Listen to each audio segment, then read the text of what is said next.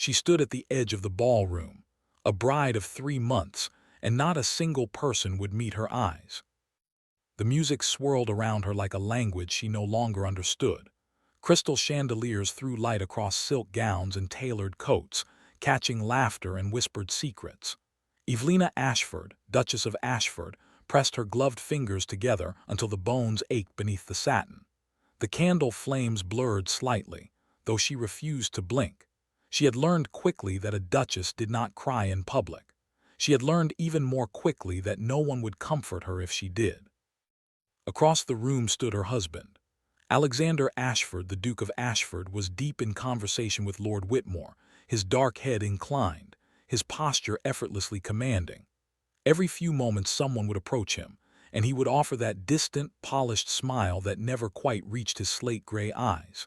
He had not looked at her once since they arrived.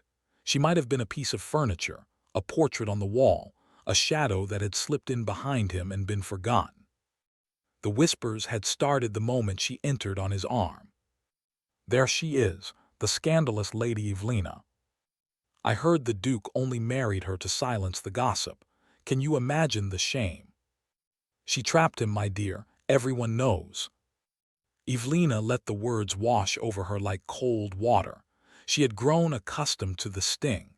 What she could not grow accustomed to was the silence from the man who had given her his name. He never defended her. He never corrected anyone. He simply stood apart, as if her presence were a temporary inconvenience he was obligated to endure. A footman passed with a silver tray of champagne. She did not reach for one, though her throat was dry. She did not want to risk a trembling hand. Instead, she turned slightly, her pale blue gown whispering against the marble floor, and caught the eye of an older woman nearby. The woman immediately looked away with a small, pursed smile. Evelina's heart curled inward. She had been lovely once, admired, sought after. Now she was a cautionary tale whispered behind fans. She had not trapped him. She had not wanted this marriage, but no one would ever believe her. The night of her ruin had been unseasonably warm for early autumn. She had been returning from her younger sister's lodgings at dawn, her cloak pulled tight, her heart frantic with dread. Her sister Celia, barely 18 and wildly in love with a penniless officer, had run away that night. Evelina had gone to beg her to return, to think of the family, to consider the ruin that would follow. Celia had wept and clung to her, then pushed her away and slammed the door. Evelina had stood outside until the sky began to lighten, her face blotchy, her eyes red. When she finally turned toward home, a hired hackney had pulled up and a gentleman had stepped out. A gentleman who stared at her, his gray eyes widening with something she could not name. She had hurried past, but it was too late. By noon the next day, the rumors had spread like fire through dry grass. Lady Evelina Harrow seen leaving a man's lodgings at dawn, disheveled, unchaperoned. The man was never named, but the damage was absolute. Her father had been apoplectic. Her mother had taken to her bed. And then, within a week, an unexpected offer arrived. The Duke of Ashford, cold, rich, and utterly unapproachable, would marry her. It was a lifeline, her father said. It was salvation. To Evelina, it felt like being pulled from a shipwreck only to be placed in a gilded cage. At the wedding, Alexander had spoken his vows without warmth, his gaze fixed somewhere over her shoulder. That night he had shown her to a beautiful suite of rooms and then retreated to his own, closing the door behind him with a soft, final click. She had sat on the edge of the vast bed, still in her ivory gown, and felt a loneliness so deep it was like drowning in silence. She had not cried then either. She had simply waited for a knock that never came. Now in the ballroom she watched a young woman with dark curls approach her husband. Lady Marian Everett, beautiful and confident, placed a hand on his sleeve and laughed at something he said. He did not pull away. Evelina's stomach tightened. She knew Lady Marian. Everyone knew Lady Marian, the woman who had been expected to become the Duchess of Ashford before the scandal rearranged everyone's fate. She was everything Evelina was not in this moment, poised, accepted, untarnished. A voice spoke softly at her elbow. "Your Grace, you look as though you might welcome a kind word." She turned and found Lord William Ashby standing a respectful distance away, a gentle smile on his face. He was a few years older than her husband, with kind brown eyes and an easy manner that put people at ease. He had been Alexander's friend since boyhood, though in the months since her marriage she had seen little of him. "Lord Ashby," she said, her voice steadier than she felt, "I am quite well, thank you." "You are an excellent liar," he said, his tone light but his gaze perceptive. "I have been watching you stand alone for nearly an hour while Alexander plays the indifferent host. It is not right." She stiffened slightly. "I am accustomed to it." "That does not make it right," he repeated. He offered his arm. "Will you walk with me? A turn about the room will at least give the gossip something new to discuss." She hesitated. She knew accepting would invite more whispers, but the thought of standing alone another moment was unbearable. She placed her fingers lightly on his sleeve. "A short turn, then." They moved into the crowd and she felt the shift immediately. Eyes followed them. Fans lifted to hide moving lips. She kept her chin high, her expression serene, a mask she had perfected. Lord William spoke of inconsequential things, the weather, a new play, a mutual acquaintance's country estate, and slowly the tightness in her chest eased by a fraction. Then she felt it, a gaze heavy and sharp cutting across the room. She looked up and found Alexander watching her. His expression was unreadable, but something flickered in his gray eyes, something that looked almost like displeasure. He did not move toward her, but the message was clear. He had noticed. Lord William followed her glance. "Ah, it appears the Duke has suddenly remembered he has a wife." "He has not remembered," Evelina said quietly. "He is merely observing." And then, because she was tired of being observed like a specimen under glass, she did something she had never done before. She looked away from her husband first. She turned her shoulder, deliberately, and smiled up at Lord William with a warmth she did not entirely feel. The change in the air was immediate. She felt Alexander's gaze turn colder, sharper. She did not look back. The carriage ride home was a study in silence. Alexander sat across from her, his long legs stretched out, his profile lit by the passing street lamps. He did not speak. Evelina did not fill the quiet. She had learned that any attempt at conversation was met with monosyllables or complete disregard. So she watched the shadows move across the velvet interior and thought about the way Lord William had made her feel less invisible for 10 short minutes. When the carriage stopped before Ashford House, the Duke descended first and offered his hand to help her down. His gloved fingers were firm but impersonal, and he released her the moment her slippers touched the pavement. They walked inside, the great doors closing behind them, shutting out the night. "You seem to enjoy Lord Ashby's company this evening," Alexander said, his voice low and controlled. She paused at the foot of the staircase, her hand resting on the carved banister. "He was kind enough to speak with me when no one else would." Kindness is not always as simple as it appears. She turned to face him. "What would you know of kindness, Your Grace?" The words hung in the air, sharper than she had intended. She saw a muscle tighten in his jaw. For a moment she thought he would respond with anger, but instead he simply inclined his head, a gesture of dismissal. "Good night, Evelina." He walked past her toward his study, his footsteps echoing on the marble. She watched him go, her heart pounding with a strange mix of defiance and regret. She had provoked him, and he had simply walked away. She was not even worth his anger.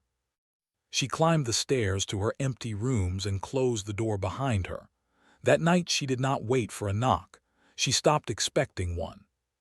The weeks that followed shifted like sand beneath her feet. The season continued its relentless round of dinners and balls and afternoon calls, and Evelina performed her role with mechanical precision. She smiled when required. She danced when asked, though her partners were few and usually elderly. She stood beside her husband at functions and pretended not to notice the way his attention always seemed to drift elsewhere. She became very good at pretending. But inside, something was changing. The hope that had flickered in her chest during those first weeks of marriage, the fragile hope that he might eventually see her, might soften, might ask her about her day, or simply sit beside her. That hope was guttering like a candle in a draught. She found herself waking each morning with a weight on her soul, a heaviness that clung to her even as she dressed in silks and jewels. One afternoon she visited her sister Celia, who was now living quietly in the countryside under an assumed name, her officer having proved as unreliable as everyone predicted. Celia was pale and thin, her youthful sparkle extinguished. She clung to Evelina's hands and wept, apologizing over and over. Evelina held her and said the words she was expected to say. "It was not your fault. I made my choice. I do not regret it." But inside she felt hollow. She had sacrificed her reputation, her future, her chance at a loving marriage, and for what? A sister who had barely written, a husband who despised her, a society that would never forgive her. On the journey back to Ashford House, she stared out the carriage window at the gray sky and felt a resolve settle into her bones. She would stop seeking love where there was none. She would stop waiting for Alexander to see her. She would build a life of her own, as much as a duchess could, and she would find purpose in something other than her husband's cold regard. The next morning she announced to the housekeeper that she wished to become involved in charitable work. By the end of the week she was visiting a foundling home on the east side of the city, a place of scrubbed floors and thin faces and children who did not care about scandal. They cared only about kindness, about a soft voice and a gentle hand. Evelina gave them both freely. She began to spend more time there, leaving early and returning late. At first no one seemed to notice. Alexander was often at Parliament or his club or shut away in his study. The great house functioned without her as it had functioned before her. She was a ghost in her own home, but at the foundling home she was needed. A small girl named Lily began to wait for her by the door. A boy named Thomas showed her his drawings. The matron, Mrs. Bell, looked at her with something like respect. It was not enough to heal the ache, but it was enough to make her breathe again. One evening she returned home later than usual, her hair slightly mussed, her dress smelling of soap and children. She was crossing the entrance hall when the study door opened and Alexander stepped out. He looked surprised to see her, his gaze sweeping over her appearance. "You have been out," he said, as if this were a novel observation. "I visit a foundling home on Cheapside," she said, pulling off her gloves. "I have been going for several weeks now." He was quiet for a moment. "I was not aware." "No," she said, and her voice was calm, without bitterness. "You would not be." She walked past him toward the stairs, and she did not look back. She did not see the way his hand half lifted, as if he might reach for her. She did not see the confusion that flickered across his cold features. She was already climbing the stairs, her thoughts on Lily and Thomas and the simple, honest affection she received from children who had nothing. The change in Alexander did not happen all at once. It crept in slowly, the way frost creeps across a window pane. He began to notice her absence at dinner, though he had rarely spoken to her when she was present. He found himself pausing outside her sitting room door and hearing silence instead of the soft rustle of her embroidery. He walked past her empty rooms and felt an odd, unwelcome sense of vacancy. Then came the afternoon of the garden party at Lady Harrington's estate. The weather was fine, the lawns dotted with white tents and clusters of well-dressed guests. Evelina attended with Alexander, as duty required, but she separated from him almost immediately. She had learned to navigate these events on her own, to find quiet corners and avoid the sharp tongues. She was standing near a rose arbor, her parasol tilted against the sun, when Lord William Ashby found her again. "Your Grace, you are becoming quite elusive," he said, his smile warm. "I have been searching for you." "And yet you have found me," she replied, a genuine smile tugging at her lips. It surprised her, that smile. She had not smiled naturally in so long. He offered his arm. "Will you walk with me by the lake? It is cooler there, and the company is infinitely better than the dowagers discussing gout." She laughed, a soft, startled sound. "You are very irreverent, Lord Ashby." "I try." They walked together along the path that wound toward the ornamental lake. He spoke to her not as a fallen woman or a duchess under scrutiny, but simply as a person. He asked about the foundling home, and his interest seemed genuine. He told her about his own estate, about his mother's ill health, about a book he had been reading. She found herself relaxing, the mask slipping away piece by piece. Alexander saw them from across the lawn. He had been in conversation with Lord Harrington about some tedious political matter, but his attention had drifted the moment he noticed his wife's pale blue gown disappearing toward the lake with William Ashby beside her. His friend, his oldest friend, who was now leaning closer to her, saying something that made her laugh. The Duke felt a sensation he did not immediately recognize. It started in his chest and spread outward, hot and constricting. He watched Evelina lift her face to the sun, her expression open and unguarded in a way he had never seen it. She looked happy. She looked free. And she had never, not once, looked that way with him. He excused himself from Lord Harrington and walked toward the lake, his stride deliberate. By the time he reached them, Evelina and William were standing near the water's edge, their silhouettes framed by the silver reflection. William was holding her parasol for her, and they were both laughing at something. "Evelina!" His voice cut through the soft air. She turned, and he saw the immediate shift in her expression.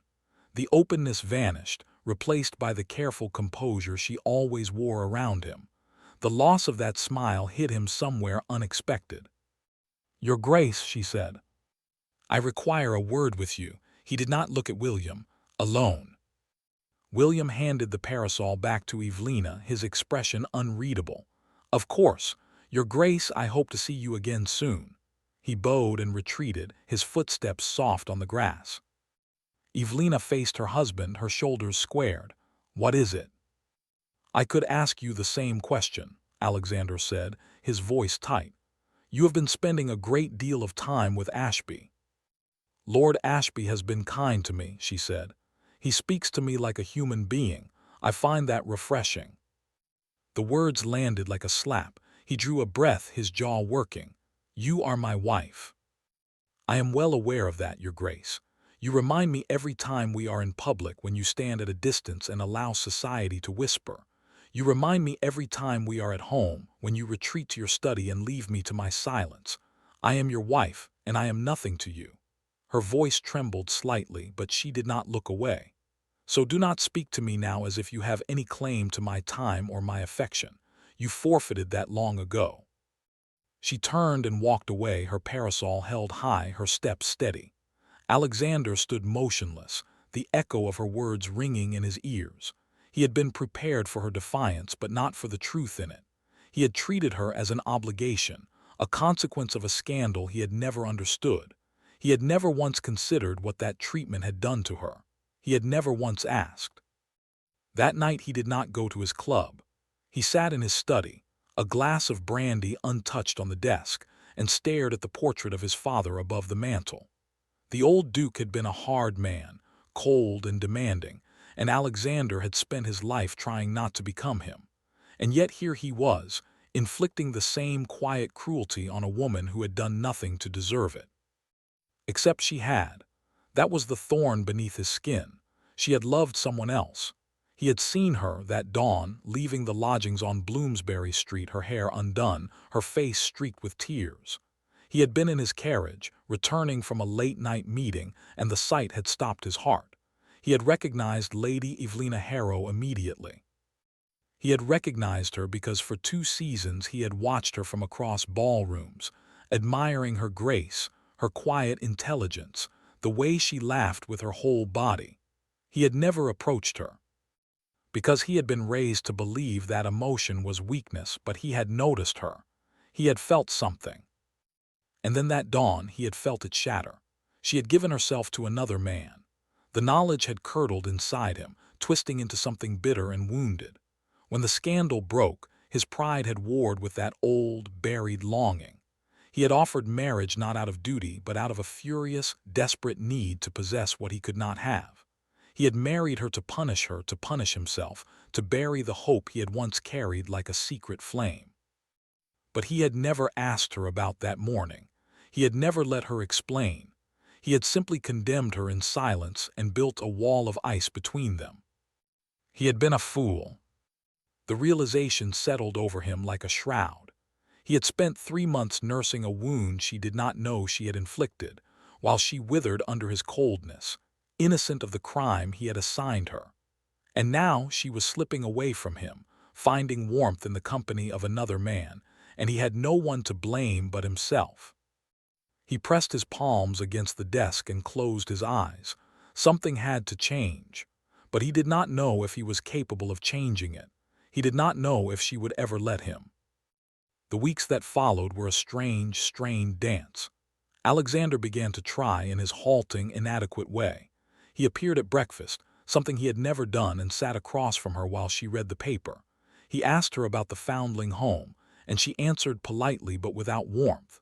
He suggested an evening at the theater, and she agreed, though she seemed distant throughout the performance. He bought her a bracelet, an elegant string of sapphires, and left it on her dressing table. She wore it to dinner once, and never again. He did not know how to reach her. Every overture felt clumsy, every word stilted. And all the while he watched her, the way she moved through the house like a stranger, the way her smile appeared only when she spoke of the children she visited. He began to understand the depth of the chasm he had created, and the understanding terrified him. Then came the night of the Emerson Ball, the grandest event of the season. The Emerson family spared no expense, their ballroom transformed into a fantasia of candlelight and hothouse flowers. Evelina attended in a gown of deep emerald silk, her hair dressed simply, her only ornament the sapphire bracelet she had chosen not to wear for weeks.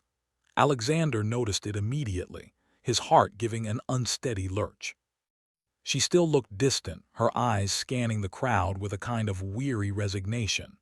He stayed close to her, a deliberate choice, and felt the ripple of surprise that moved through the other guests.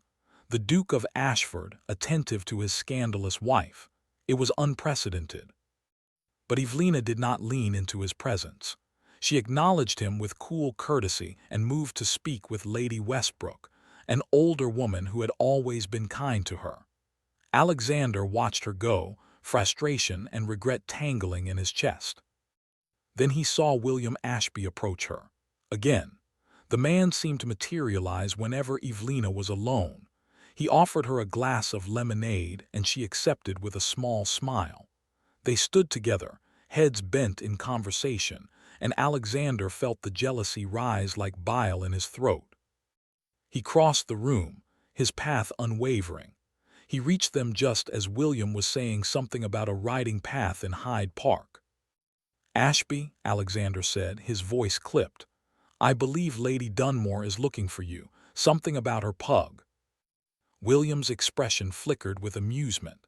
"I was not aware Lady Dunmore had a pug." "She does. She is quite distressed." William looked at Evelina, who was watching the exchange with a guarded expression. He bowed. "Then I must attend to the pug. Your Grace, a pleasure as always." He walked away, and Alexander turned to his wife. "You must be tired of his company by now." "I am tired of many things," she said quietly, "but Lord Ashby is not one of them." The words cut deeper than they should have. He stepped closer, lowering his voice. "Evelina, I am trying." She met his eyes for a long moment. "Are you? I have not been able to tell." "I do not know how to do this," he said, and the admission cost him more than he could express. "I was not raised to be a husband. I was raised to be a title. I have made mistakes. I know that." "Mistakes," she repeated, and there was a tremor in her voice now.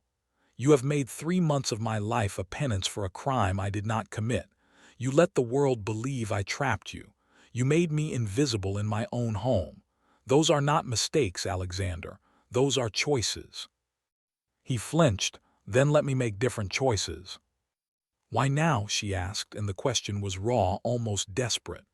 "Because another man was kind to me. Because your pride is wounded. That is not love, that is possession." He had no answer. The truth of her words was a mirror held up to his soul, and the reflection was ugly. She turned and walked away, disappearing into the crowd. He did not follow. He stood rooted to the spot, the music and laughter swirling around him, and felt the first true crack in the ice around his heart. She was right. He had no idea what love looked like. He had only ever known how to withhold. The next day, Evelina did not leave for the foundling home. She stayed in her sitting room, writing letters, her thoughts tangled. The confrontation at the ball had shaken her more than she wanted to admit. She had seen something in Alexander's eyes, a flicker of genuine pain, and it had unsettled the careful walls she had built. She did not want to feel sympathy for him. She did not want to hope again. Hope had been a cruel companion. A knock on her door interrupted her thoughts. The butler entered, bearing a silver tray with a letter. "This arrived for you, Your Grace. The messenger said it was urgent." She took the letter, her brow furrowing. The handwriting was unfamiliar. She broke the seal and read. "Your Grace, I am writing to inform you of a matter that concerns your husband's past. It is not my place to speak, but I cannot watch you suffer in ignorance. Years ago, the Duke was in love with a woman who was beneath his station. His family forced him to give her up. Since then, he has sworn never to love again. I thought you should know the reason for his coldness. Perhaps it will help you understand. A friend." Evelina read the letter twice, her heart beating slowly, heavily. So that was it. He had loved someone else, lost her, and sealed his heart away. She was simply the woman who had filled the position, a duchess in name only, while his heart remained buried with a ghost. She folded the letter carefully, a strange calm settling over her. It was not anger she felt. It was a kind of sorrowful relief. At least now she knew. At least now she could stop wondering if there was something wrong with her, something that made her unlovable. He had simply given his love away before she ever arrived. She did not know that the letter was a lie, written by a jealous acquaintance who had watched Alexander's coldness and wished to wound his wife further. She did not know that the friend was Lady Marian Everett, who still harbored hopes of becoming a duchess and saw an opportunity to drive a permanent wedge between the couple. Evelina put the letter in her desk drawer and went about her day. But something in her had shifted, settled into a final acceptance. She would never have his heart. She could stop hopping for it now, truly stop and find her peace elsewhere. The next week, Alexander was called away to his northern estate on urgent business. He left early one morning without saying goodbye, a hurried note left on the hall table. Evelina read it without emotion. He would be gone a fortnight. The house felt larger, quieter, but it had always felt empty. She threw herself into her work at the foundling home. She spent longer hours there, taking meals with the children, helping Mrs. Bell with the ledgers. She found a strange, quiet contentment in the simplicity of it. The children did not care about dukes or scandals. They cared about stories and games and someone to tuck them in at night. One afternoon, Lord William Ashby appeared at the foundling home. He stood in the doorway, looking somewhat out of place in his fine coat, a basket of sweets in his hand. "I heard about your work here," he said, his smile gentle. "I wanted to see it for myself." Evelina was surprised but pleased. "You are very welcome, Lord Ashby. The children will be thrilled with those sweets." He stayed for an hour, playing with the boys and charming the matron. Evelina watched him, and a small warmth kindled in her chest. He was kind. He was easy to be with. He asked nothing of her and gave freely of his time. It would be so simple to care for him, to let his friendship become something more. But even as the thought crossed her mind, she knew she could not. Her heart was not free. It was still tangled up with a man who did not want it, and she was not the sort of woman who could use one man to forget another. She liked William too much to do that to him. She walked him to the door. "Thank you for coming. It meant a great deal to the children." "And to you?" he asked, his voice soft. She met his eyes honestly. "And to me, but you must know, Lord Ashby, I am not. I am not in a place where I can offer more than friendship. My life is complicated." He nodded slowly. "I understand. Friendship is a gift I will gladly accept." He took her hand and pressed a brief, chaste kiss to her knuckles. I will always be your friend, Evelina, no matter what. She watched him walk away, a strange mixture of gratitude and regret swirling inside her. He was a good man, in another life perhaps. She did not see the carriage that slowed across the street, its occupant staring at the scene with eyes the color of a winter sky.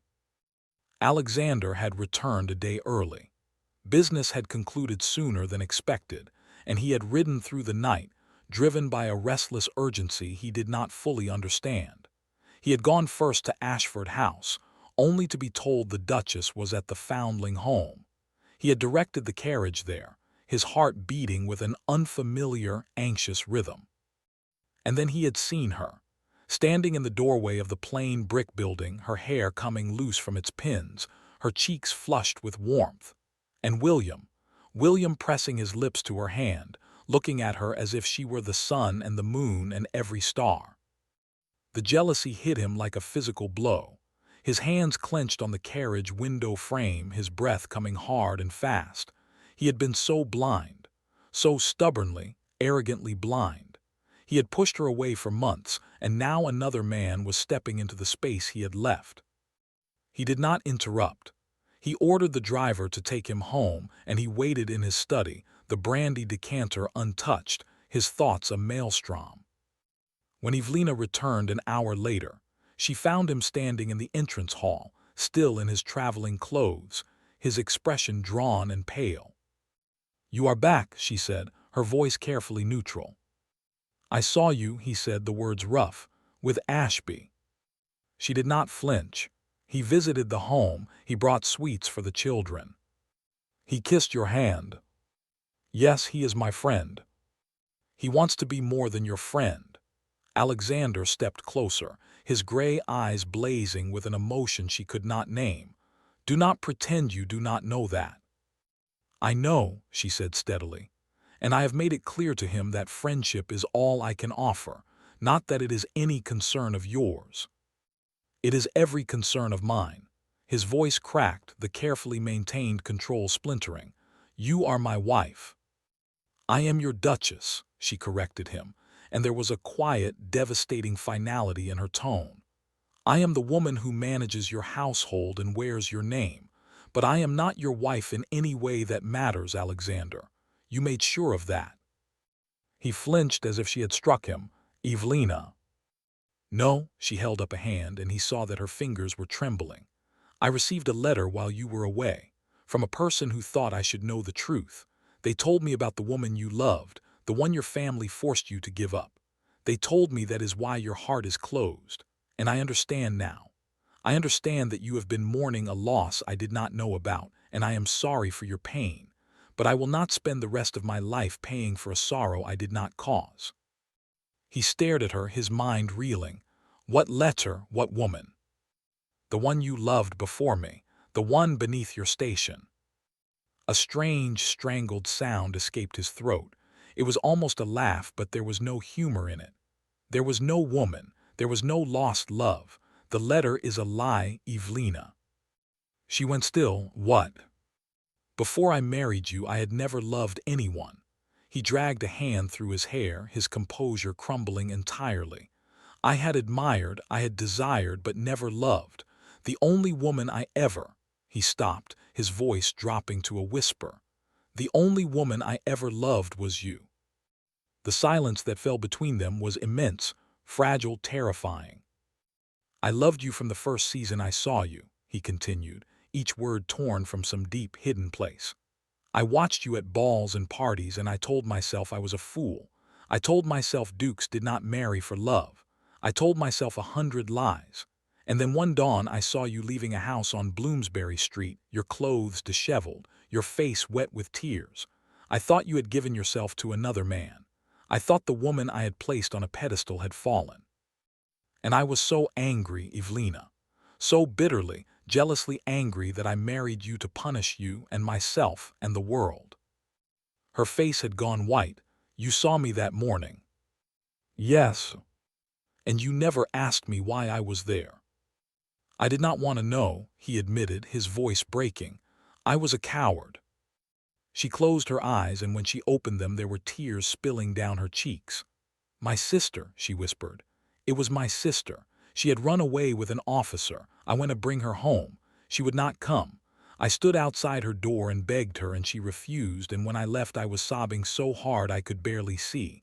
That is what you saw, not a lover, a heartbroken sister." The color drained from his face. He reached out a hand, then let it fall. "All this time. All this time you believed the worst of me." Her voice was quiet, heavy with sorrow.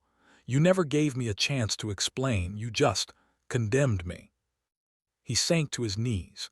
The Duke of Ashford, the coldest man in London, knelt on the marble floor of his own entrance hall, his head bowed. "I have wronged you beyond measure. I have been cruel and blind and unforgivable. I do not ask for your forgiveness. I have no right to ask, but I need you to know that I love you. I have loved you for so long I forgot how to feel anything else, and I am so sorry." She stood looking down at him, her tears falling silently. The ice around her heart was cracking, melting, pouring through her in a flood of anguish and fragile, terrified hope. "I waited for you," she said, her voice barely audible. "Every night, I waited for you to knock on my door, to see me, to want me, and you never came." "I know." His voice was muffled, his shoulders shaking. "I know." She took a step closer, then another.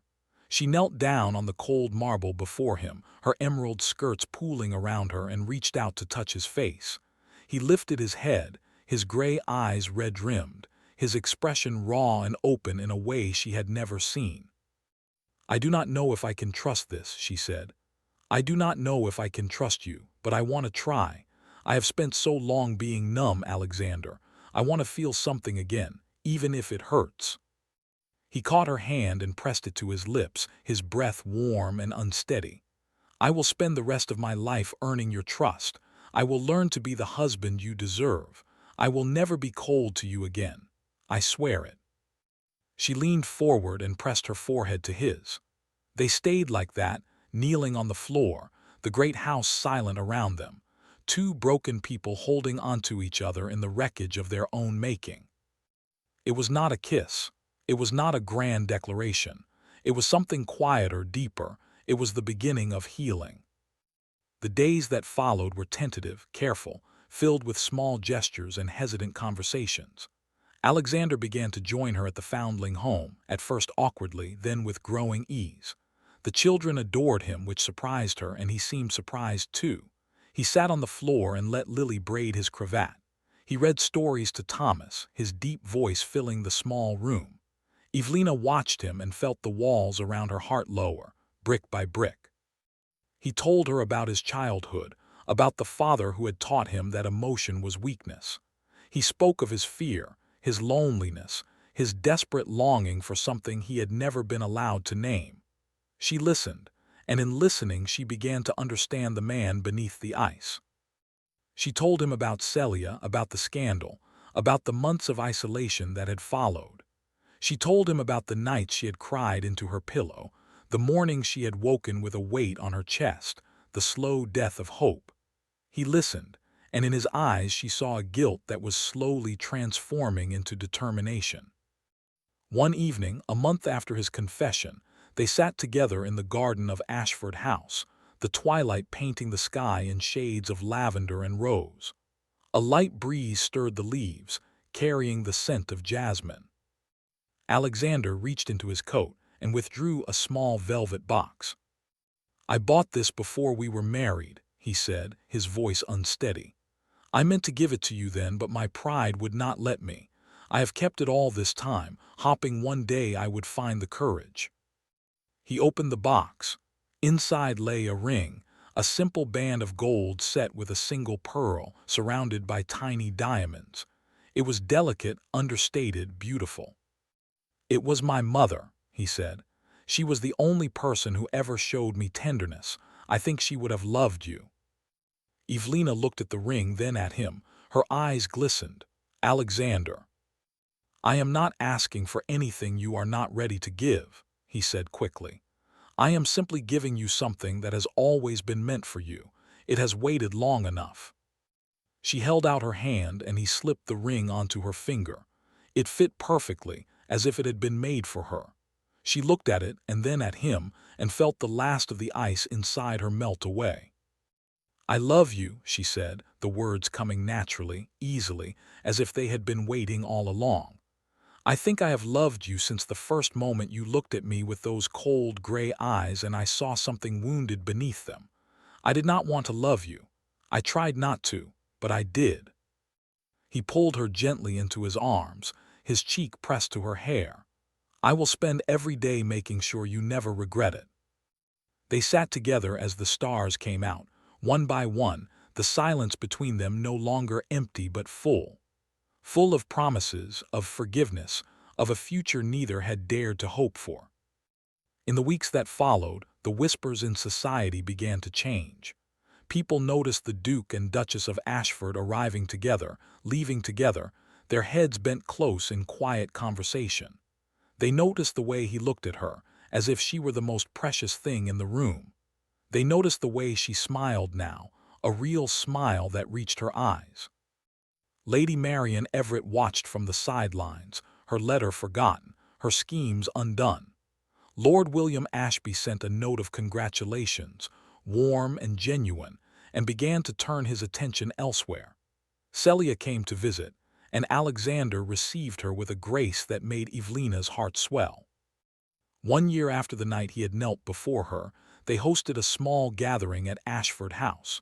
The foundling children were invited, their laughter echoing through the grand halls. Lily wore a new dress. Thomas carried a sketch he had made of the Duke and Duchess, which Alexander framed and hung in his study. As the evening wound down, Evelina stood on the terrace, looking out at the garden where so much had changed. Alexander came up behind her and wrapped his arms around her waist, his chin resting on her shoulder. "Are you happy?" he murmured. She leaned back into him, feeling the steady beat of his heart against her spine. "Yes, more than I ever thought possible." "I was so late," he said, a note of regret still lingering. "So late to see what was in front of me." She turned in his arms and looked up at him, her eyes bright. "You came eventually. That is what matters." He bent his head and kissed her, soft and reverent, a kiss that held all the words he had never known how to say. The night wrapped around them, gentle and forgiving, and the future stretched ahead like a road finally clear. Some loves arrive like a storm, sudden and overwhelming. Others are built slowly, brick by careful brick, out of ruins and remorse and stubborn, determined hope. Theirs was the latter, and it was, in the end, the strongest kind. Evelina Ashford had stopped waiting, and when she did, love had finally come. If you enjoyed this story, don't forget to give it a like and subscribe to the channel. Also, let us know in the comments which country you're watching from. Your support means a lot to us. Thank you for watching and see you in the next amazing story.